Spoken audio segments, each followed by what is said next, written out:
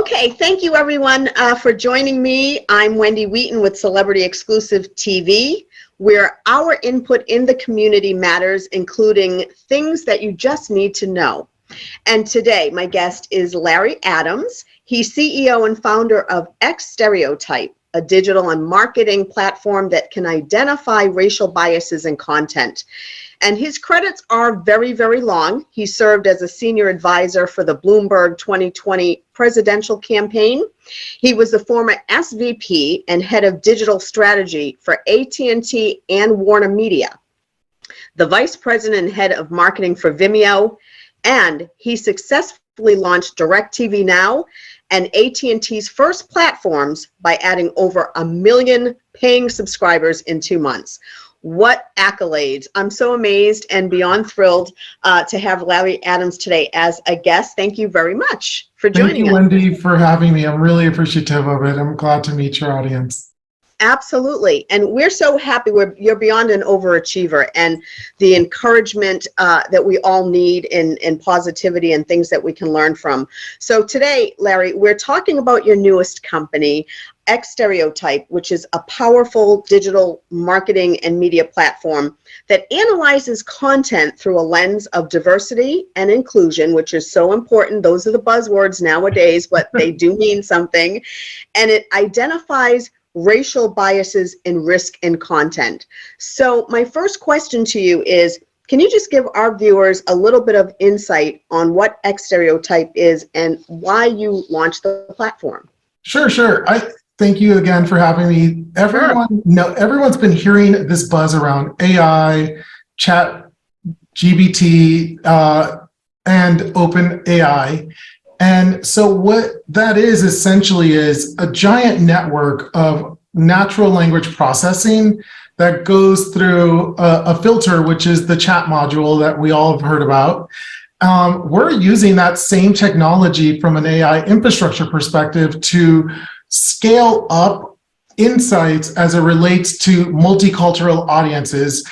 You know, the intelligence of machines only goes as far as their inputs, right? And so as we are, as people of color, as Black people, as people across the diaspora of the new America, we need to get plugged into that ecosystem. So we're bringing new data to train those machines to understand the human intelligence that really brings us together. So we're looking at language used in content creation, like scripts, like social media posts, speeches, press releases, to help connect the dots for those authors and content creators and brand managers where the cultural sensitivities need to be contemplated at the point in which they're concepting their ideas. So we're leveraging the power of the full-scaled AI universe, but really bringing our human intelligence to play. And that's the mission of StereoType.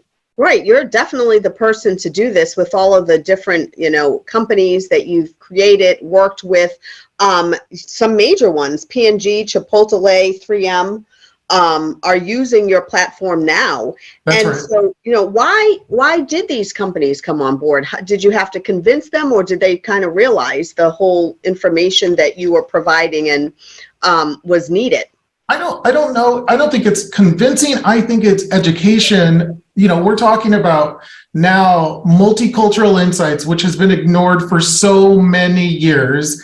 The marketing ecosystem and the decision-making ecosystem that is currently in place really underrepresented us. So bringing a point of view of like who we are, not just what we're buying, but what is our emotional state? How do we feel about this content? How do we connect to it? So explaining that necessity plus AI was a bit of a challenge, but these brands understood the value of connecting with us and also connecting with us in a way that is scalable. And that's the thing that these brands all look for is how can we reach the most people with the most insights?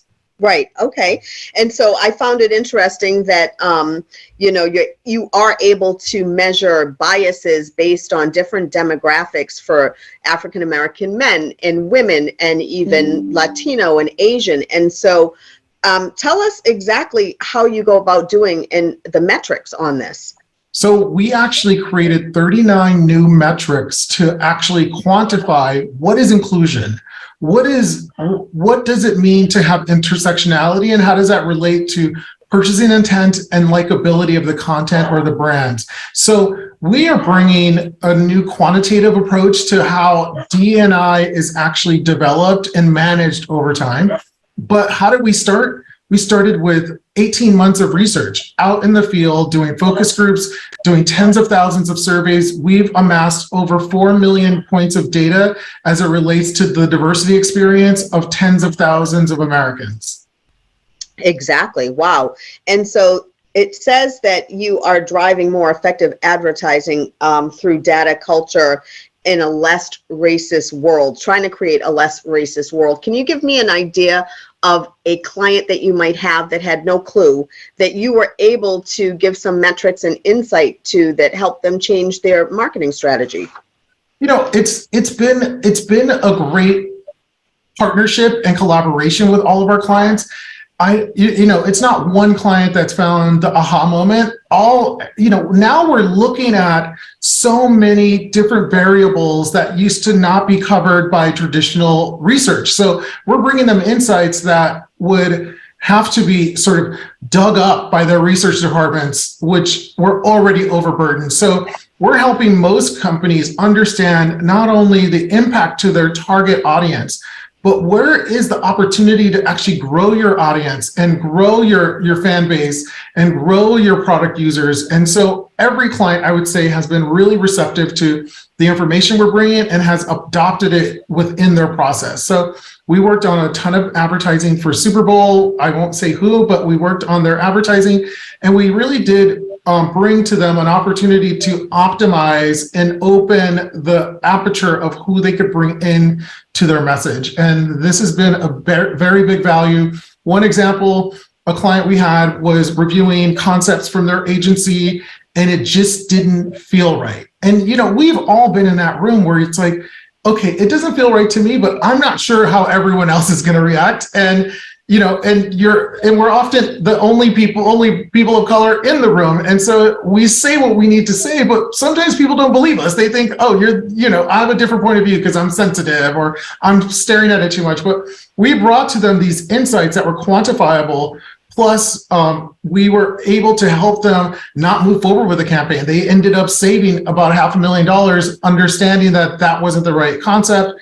Let's move on, rather than a concept that had a lot of great energy inside the agency from a creative perspective, but wasn't the right concept to achieve their goals. And we helped them save that money.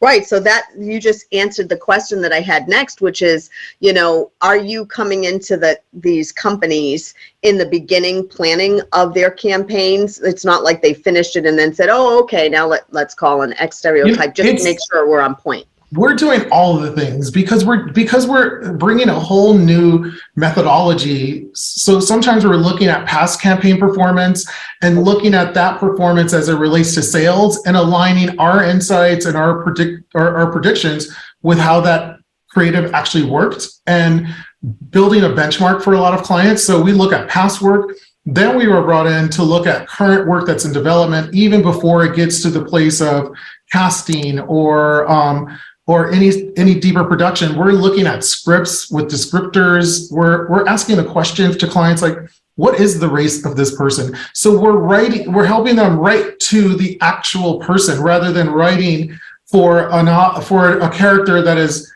ambiguous, and then they decide to put a brown person in that role and it doesn't map. And so we're trying to we are helping clients quantify authenticity, but also ensure authenticity is contemplated throughout their process. And oftentimes we get in the position where we're put into advertising just to be put into advertising, and that story wasn't written for us. And so as a character, and so that's a part of the insights that we bring is authenticity. So this goes beyond advertising, right? Like, are you working on movies and, like you said, scripts and all kinds of different things? I do remember years ago when I was beginning in TV, I happened to be in let's say a big, a big studio that worked with movies and creation. And it was just so exciting to see the beginning process all the way to completion. But I do remember like some of the focus groups that they would do as well, when, let's just say if it was a movie like Moana, certain ethnic types, kind of felt that they were left out, if they weren't included in the script or different things like that. And there are a lot of ways to engage and to kind of let the studios know sometimes, because they can't possibly have the research for everyone. So that's really good. So I guess my next question would be, there's something that quote, in your information that I read that said, emotional intelligence is profitable. Can you explain what that means? Well, so, I mentioned human intelligence, emotional intelligence, awareness is profitable. And what we're defining as awareness is this emotional sort of understanding. And oftentimes the data that's collected on marginalized audiences, to be honest, is really flat. It talks about where we work, how much we spend, where we live, but it doesn't give any insights into our emotionality, our sentimentality, and what motivates us to purchase. And so we're bringing that data in a fast-moving manner to make better decisions, and better decisions lead to higher ROI and more loyalty and more products sold. So in that, we're saying this sensitivity and the awareness will drive business value. And so that's how we've been thinking about this from a product perspective.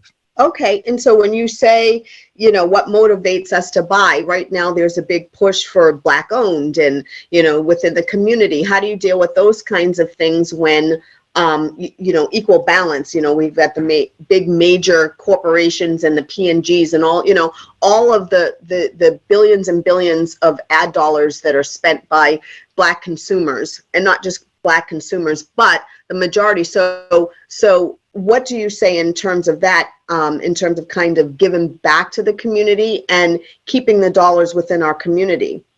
Well, I mean, that's super important. And it's almost like they're two different things, right? Investing in Black business from a corporate perspective and a government perspective is necessary, because we've been deprived of the investment for so many years. Not because we're not capable and not because we're not talented, but just because we were not allowed to participate in these programs and participate in the fast-moving cash that was going into VCs. We were just not invited to those tables. So that is a different story. What we're working on is what I think is the most important part of cultural sort of rehabilitation, if you will. No one is looking at the advertising there's so much, people are exposed to more advertising than they are to content. They're exposed to more advertising than they are to anything else, digitally, television, all the mediums. And so without having a reckoning there where we understand that bias is in there, but the question was always, how do we get it out? And so this is where we thought AI meets human intelligence, emotional intelligence comes together and actually starts to generate enough information that we can permeate it everywhere. So companies that don't necessarily have a DE&I team, but are using volunteers because they don't have the resources, this is a system that can help them. There's the excuse of not understanding is being removed through technology. And I think that's a number one. That's what I wanted to bring to the table. I think that's what's missing from the equation is, how do we leverage technology to benefit us, people that look like you and I, rather than technology being used to suppress us and segregate us and move us into a place where AI runs so many experiences and we're not involved in the development of that data. And so this is me as a Black owner getting involved and really bringing to the platforms a new insight that they're not collecting. Right. And so secret insight. So it's a platform. I'm really into this. So I'm trying to figure out, you've got everything in your head and all of this experience you've had and everything, but what exactly is it that how you measure, aside from focus group and people, is there certain data collection and technology that you've created? We're constantly collecting data.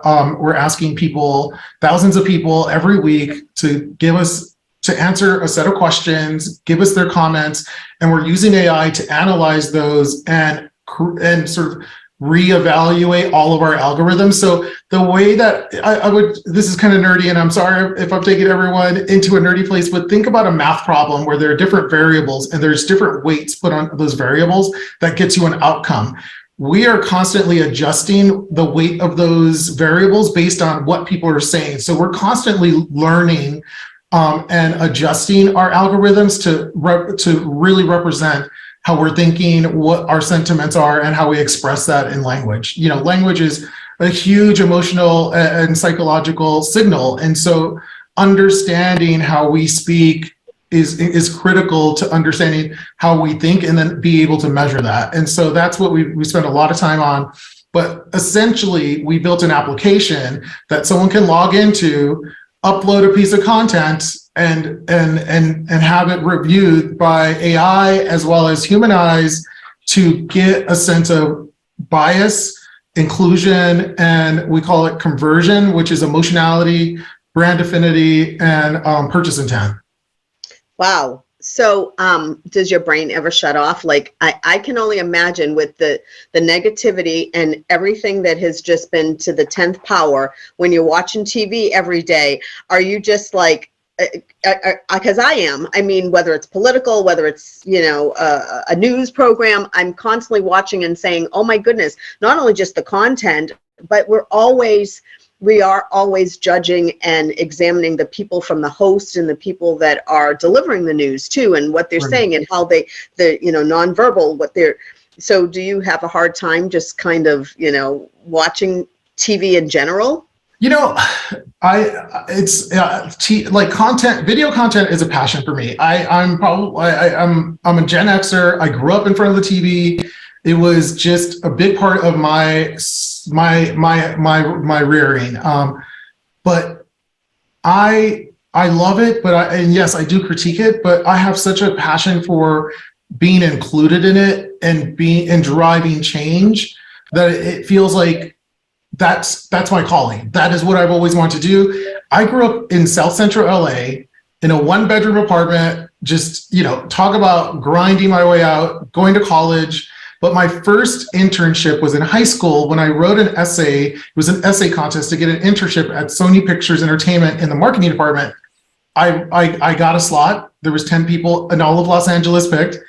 And I was like, this is where I belong, and it wasn't, and it still isn't. Like, as a Black man in the corporate side of entertainment, you don't feel like you belong. And I really want to change that. I really want to be a part of that honest and objective conversation about what's the right thing to do. And I know through my experience that the only way to convince large companies to make a change is to show them the data.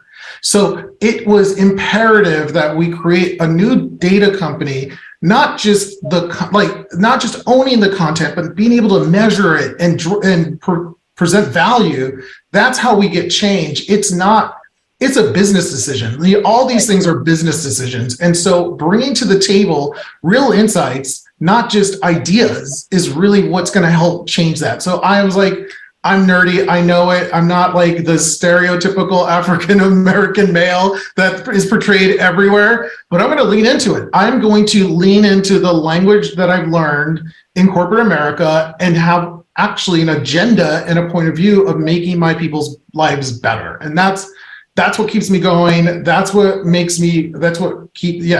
Being a startup in this time during this non-recession is hard. The VCs are not looking for me. They're not looking for Larry Adams, but the proof is in the pudding. We have Fortune 100s who are purchasing this product. We're self-funded and we're being funded by client reinvestment. So you know what? Okay, VCs, you can have your game over there. I'm going to create a profitable business and take it to the next level, even though I'm not supposed to, according to the VCs that keep saying no. If I took no for an answer, I would still be on Florence and Compton, to be honest. And it's just that kind of grind that we are used to.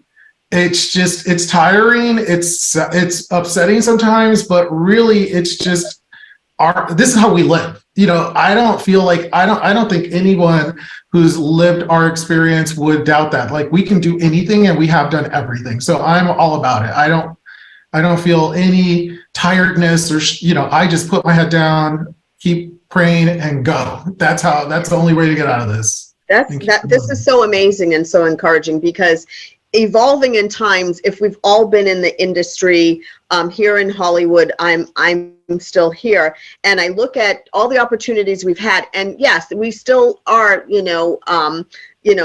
trying to still climb our way no matter what position we're in. And many companies that I've been able to work in and work with the CEOs, and no matter what level I'm at, I've always noticed a void and a gap. Like, you many times have been the only one in the room, and I've read some of your background where they say, wow, you speak very intelligent, and these biases and stuff. And so we've got to get past that, especially in this day and time with things that are going backwards. There's so many things. Tell me really quick, in terms of the political landscape, you worked in 2020 with Bloomberg, and are you looking to get involved with any of the upcoming, elections and politics? Getting on the Bloomberg campaign was a life changer for me, because I had never been involved in politics. But the bug bit me. I consult for many campaigns on the Democratic side and have been involved with a number of governor's races, congressional races, even local. I think local matters. And so I've been involved with mayor's races, because that's where the rubber meets the road, right, at the local level. So not just focus on the national politics, but really helping communicate the value of a great candidate at the local level. It's like, it's a mind changer, but it's so important. And the kinds of tactics and the communication strategies you can bring to that, having the knowledge of the scale of what works. Bloomberg was the most well-funded campaign in all of American history from a self-funded perspective. We spent $1 billion in 6 weeks, and it wasn't the money that mattered. It's really about connecting and the communication. But what I got out of the experience of that is we tried everything. So I know what works and what doesn't. So bringing that kind of stuff to the local level has really been, I think, just a God, sort of God working through me in a way, because no one would ever know what to do on Facebook if they didn't spend $100 million a week on it. Right. So I know we only have a few minutes left, and Sure. And because you've worked in the advertising world, I recently got to sit in with a bunch of TV executives of color that actually have green lighting, capability. And so the whole forum was talking about what we're talking about is content. So as an executive producer and someone that creates content myself, I was very interested in seeing the position of, there's so many different mediums. We're switching gears from advertising per se to now programming, but Yep. with all these platforms with streaming, and I come from traditional broadcast TV, and now I'm saying, oh, well, we can get our information and our stories and everything that we want out there. But what I found was interesting is, no matter these executives that are in powerful positions to greenlight things, they're still saying they don't own it. They might be at a big studio, and like you were in the past, but they still have to go through those different channels of, nobody wants to spend the money on a show or something. What do you say to that? What do you say to people that are trying to get a piece of the pie still, that might be people of color, that are independent producers, that are trying to get the advertisers to notice them? What's your advice to people like that? To be honest, we need to get together and aggregation, it's so funny how we as a people are sort of we're distributed throughout all the channels, right? And so we're working in environments that don't necessarily, the whole organization doesn't see the value, right? Someone might see the value, but the whole org doesn't, because they're not aligned to that, because every data point that they look at tells them what is actually going to work and what's not, but we're never represented in that. So we're under, Nielsen has come under fire for so many, now 2 years in a row, and I'm surprised it's not much bigger news, but they've openly said we've underrepresented Black audiences for at least 20 years. So how can the whole organization get behind Black content when we're not even a Nielsen household? How can they sort of see the ROI in that? And which is why it's so important that we start generating data and signals to influence this bigger ecosystem. But how do we get this going? We need to own our distribution. We need to own our customers just the way that the big corporations do. They leverage our content, our know-how, our swagger to make billions of dollars, and they give us a small fractional percentage. And you better be happy with that because there's 1,000 people behind you that want it. And so without ownership, we're not going to win, but we're not going to win if everyone is on their own. We really need to aggregate ourselves together and get a platform that is for us, that's scaled, and we just own our own end to end. And this is what I believe in. This is like a part of what I'm working on in my own community, sort of like my own network and community, is like, how do we get big Black media? Like, that's what we need, because that's the only way to really get a fair shake. And by the way, when they do take the content, they put it in the Black carousel and who's going to go in there? It's like they're segregating the UI experience, and the actual recommendation engine is what's driving the whole thing. But if we're not getting exposure, we're not ever gonna be surfaced. And so we get relegated to the Black voices area. We don't get views, and then they drop us or don't renew us. And it's like, it's self-fulfilling prophecy, right? Because the data doesn't suggest that it's successful. And so that's where I've been really just laser focused, is how do I create more data, more signals, undeniable truth. That is, I think, what has always won for us, is presenting the facts. We spend more than anyone else. We are more patriotic than anyone else. We are the bedrock of this country, and we need the data to prove it. And the whole data infrastructure has been not engineered, or actually not asked that question. They were never asking for us until, unfortunately, George Floyd. That's when they started asking about us and started to get involved. And that was only 3 years. That was only 3 years ago. And so that was the change. Yeah, well, you are doing wonderful things. We're so excited because all of this stimulates, like you said, everyone within the different aspects of whatever you might be working on. We planned, as Black-owned media, to get these important conversations out to our distribution and our network so that people do understand, and we can all plug into each other, and we're learning something as well. So I want to thank you, my guest, Larry Adams, today, and ex-StereoType, for allowing us to, just tap into all of the wonderful things that you're providing and doing. Could you tell the audience where they can look for your website, or if they want to participate in your focus groups? For sure. Go to xstereotype.com. It's literally just an X and stereotype.com, and you'll find all the info you need to our methodologies there. Our contact forms are there. We're launching the new self-serve platform in the next few weeks. So there'll be a chance for you to actually test it out for yourselves. But that's where I would start. I'm on LinkedIn, Larry Adams, ex-StereoType. So definitely hit me up. I'm very bad at replying, but I eventually get to it. So just drop me a line and I'm happy to connect. I'm 100% supportive of all people of color. I do lots of mentoring. I do lots of coaching. I roll my sleeves up and I get into businesses and help them as much as I can. And I just expect that kind of community is what's actually going to move us forward. Excellent. Well, again, I'm Wendy Wheaton. I want to thank you so much for joining us today, and we continue the conversation. Larry Adams, ex-StereoType. Thank you so much. Thank you, Wendy. Thank you so much. We will follow you on all of your social media. I appreciate it. Thank you. Thank you. Thank you. I'm stopping the recording for a quick second. And okay, resume. No, Wendy, I was just, I share, like, I walk in faith. I think I know a lot of us do, but I've been blessed. My parents were not the best parents. We grew up very poor, and I was never exposed to anything of success. It was just, down there, I was on the railroad tracks, and that was that. And this one internship changed my life. It gave me the inspiration, but I realized it wasn't me doing this work. It was God opening doors for me, and I had to be prepared. Like, so it wasn't that I was creating these opportunities for myself. I was taking advantage of them. And people ask, like, Larry, how did you do it? How did you get from going, like, being in South Central to being in the boardroom at WarnerMedia, to be asked to join by the CEO of AT&T, the WarnerMedia acquisition team?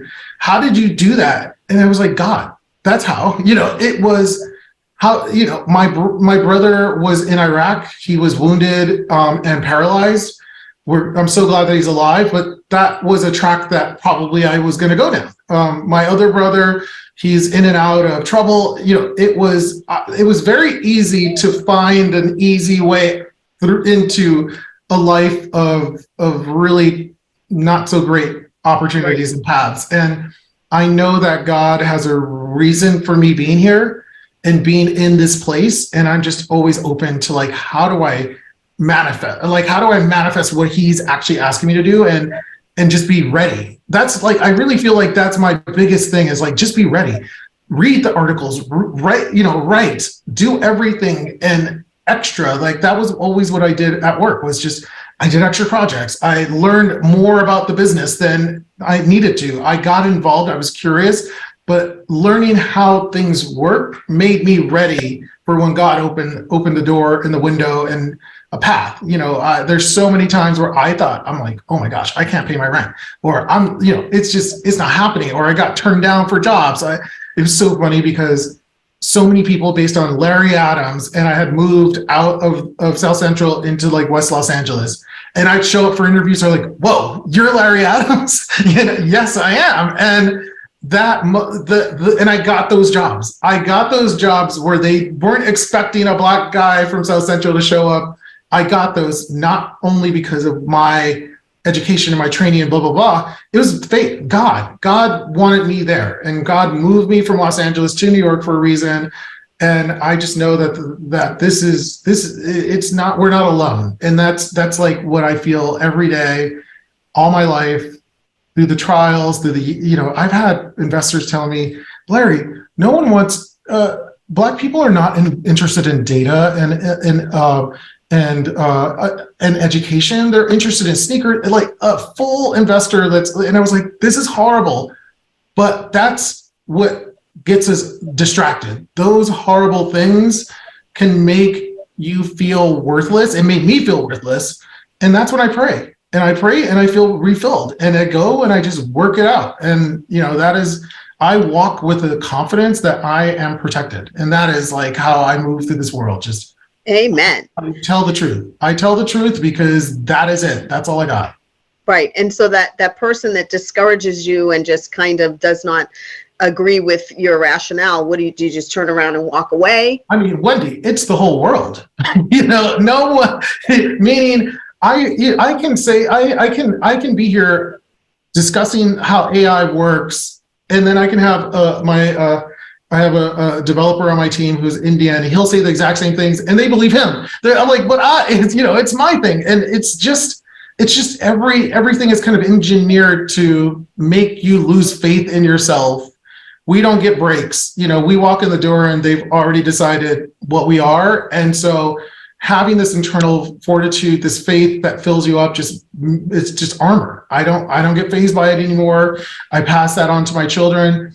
And I love that my son, he says, so I'm mixed race. My mom is Mexican, my dad's Black, and my son is mixed race too. And so he's like, Papa, I'm just so proud of my African-American legacy. Right. He calls it a legacy, which is like, that's what we are. It is a legacy. And so God has been protecting us, and we just need to take advantage of when he opens those doors. And I think that so many people, young people, don't have that faith, don't feel that internal, like, it's going to work because God is going to help me make it work.